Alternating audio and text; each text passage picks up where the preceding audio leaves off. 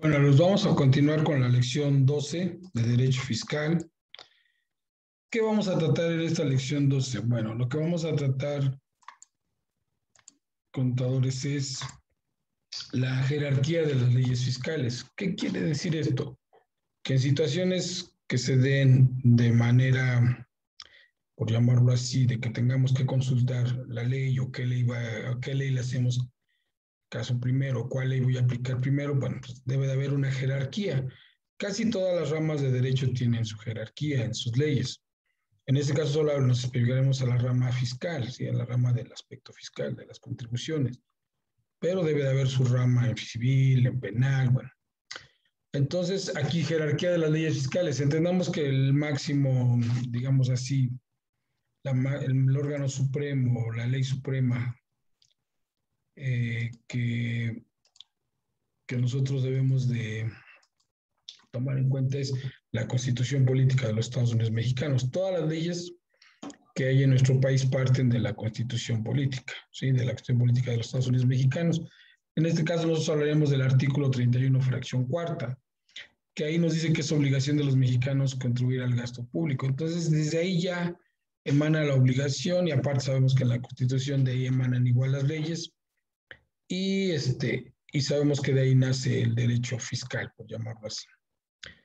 Pero hay que tomar en cuenta que los tratados internacionales también están a la par con la Constitución.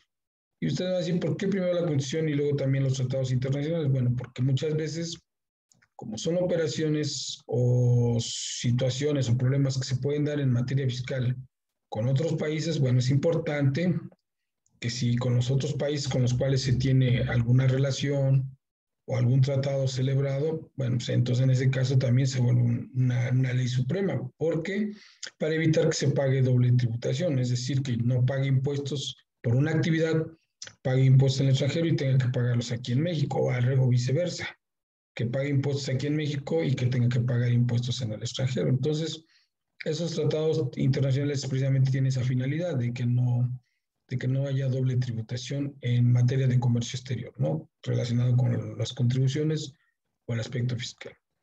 Después de ahí vienen las leyes federales fiscales. Entendamos que si ya lo habíamos mencionado en clases anteriores, que si nosotros no estuviera la ley, bueno, la contribución que tenemos que pagar, las contribuciones que tenemos que pagar, no estuvieran establecidas en leyes, pues no tendríamos obligación de pagarlas. Entonces, ese sería el tercer, digamos así, en el tercer nivel están las leyes fiscales federales.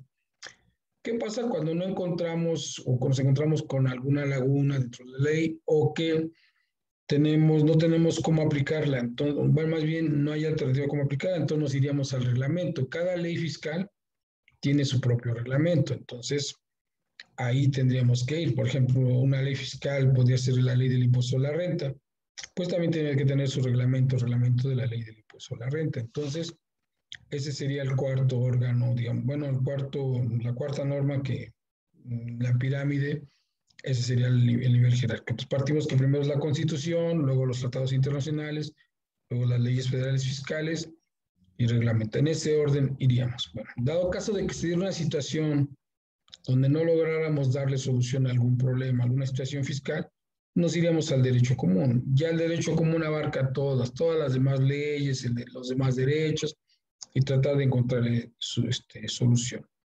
Pero en dado caso de que no fueran suficientes con estos, otra cosa que se puede hacer son la jurisprudencia, porque la jurisprudencia no es más que los criterios de la Suprema Corte de Justicia de la Nación. ¿Sí? Son criterios que van a emanar de conflictos, situaciones que llegan hasta los tribunales y en ese caso se da la jurisprudencia. ¿Sí? Entonces, después de la jurisprudencia, para efectos de materia fiscal viene lo que es la resolución miscelánea, que la resolución miscelánea no es más que reglas de carácter general, ¿sí?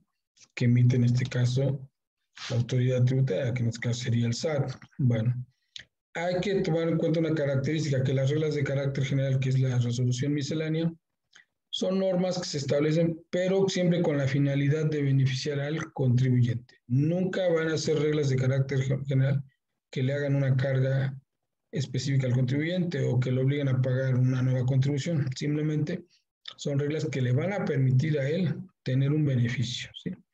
Nunca van a ser normas que le vayan a perjudicar en ese sentido.